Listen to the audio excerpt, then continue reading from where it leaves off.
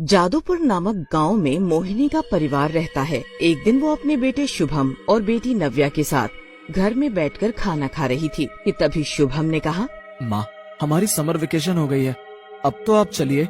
हाँ माँ, चलिए ना प्लीज। नहीं, मुझे अभी बहुत काम बचे हुए हैं, मैं कहीं नहीं जाऊंगी।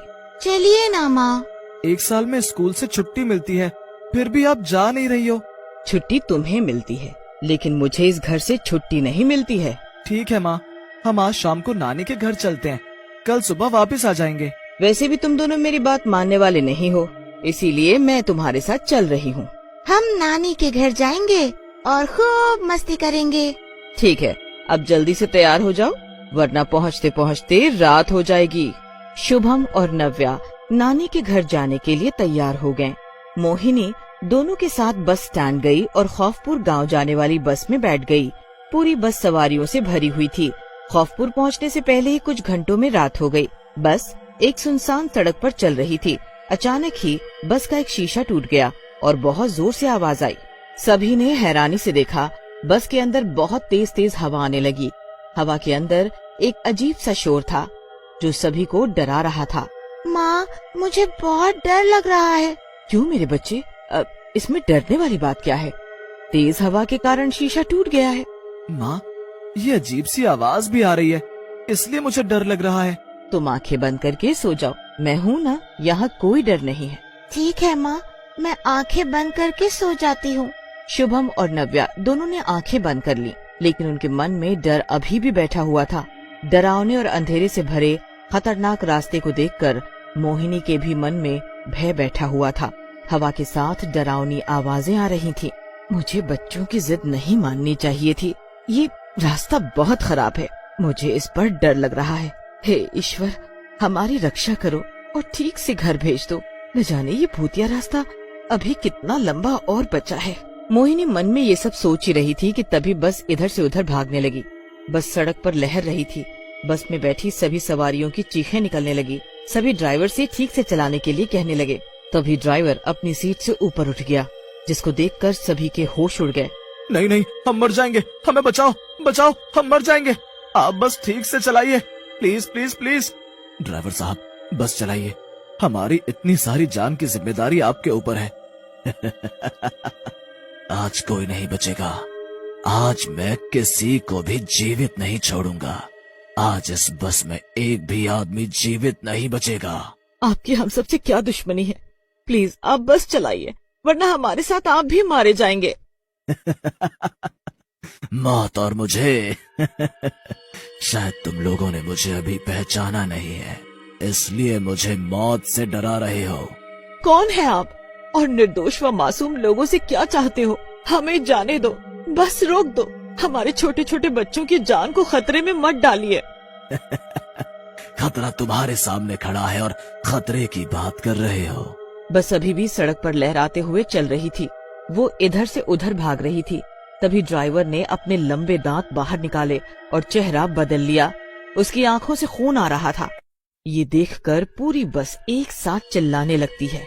बचाओ बचाओ, छोड़ दो, हमें जाने दो। ये देखकर पूरी बस एक साथ चिल्लाने लगी, लेकिन उनकी वहाँ कोई सुनने वाला नहीं था।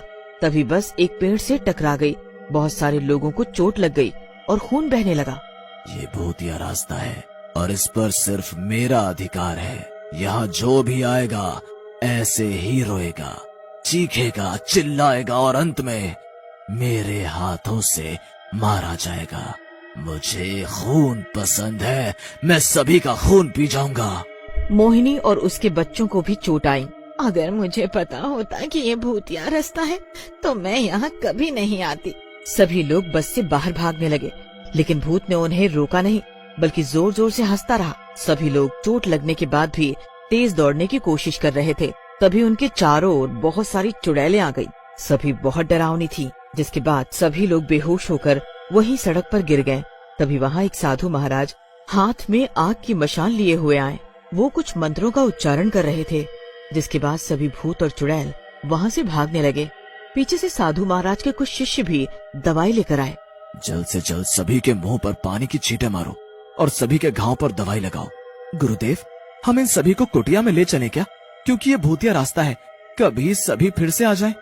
हाँ, वो फिर से आएंगे, लेकिन अपनी मुक्ति के लिए। आज मैं उन सभी आत्माओं को मुक्त कर दूंगा। तुम सभी जल्द से जल्द इनका इलाज करो।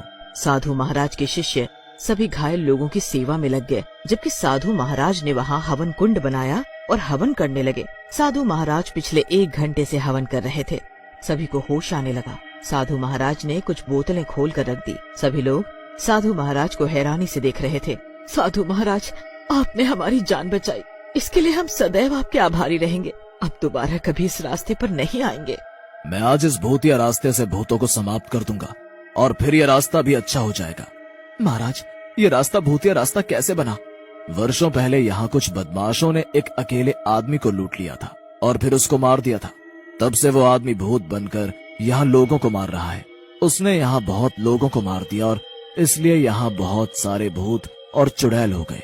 महाराज, सब कुछ जानने के बाद भी लोग क्यों आ जाते हैं? यहाँ सब अनजान लोग ही आते हैं और इसका शिकार बनते हैं। अब ये रास्ता भूतिया रास्ता बन गया है। जिनको इसके बारे में पता है वो यहाँ नहीं आते, इसलिए ये अब और भी ज्यादा सुनसान हो गया है। ये भूत और चुड़ैल किसी के भी शरीर में प्रवेश कर जाते हैं और किसी भी रूप में आकर लोगों को मारकर अपने समूह में शामिल करते हैं। महाराज, हमारा इनसे पीछा कैसे छूटेगा? मैं अभी सभी को यहाँ से ले जाऊंगा। इन बोतलों को किसी नदी में फेंकाओ। अब ये रास्ता भूतिया रास्ता नहीं है, बल्कि सबसे सुरक्षित रास्ता है। साधु महाराज ने मंत्रों का उच्चारण किया और सभी बोतलें खोलकर रख दी, जिसके बाद सभी भूत और चुड़ैल एक एक करके आते गए और बोतल में समा गए। जिसके बाद साधु महाराज ने सभी बोतलों को बंद कर दिया और अपने शिष्यों को बोतलें दी। साधु महाराज के शिष्य चले गए। साधु महाराज ने एक बस मंगवाई और सभी लोगों को भिजवा दिया। सभी ने साधु को धन्यवाद दिया और आशीर्वाद लेकर चले गए। अब वो रास्ता सुरक्षित और खुशहाल रास्ता है। नव्या और शुभम भी अपनी माँ के साथ खुशी खुशी रहते हैं और अपनी बेवजह जिद नहीं करते हैं।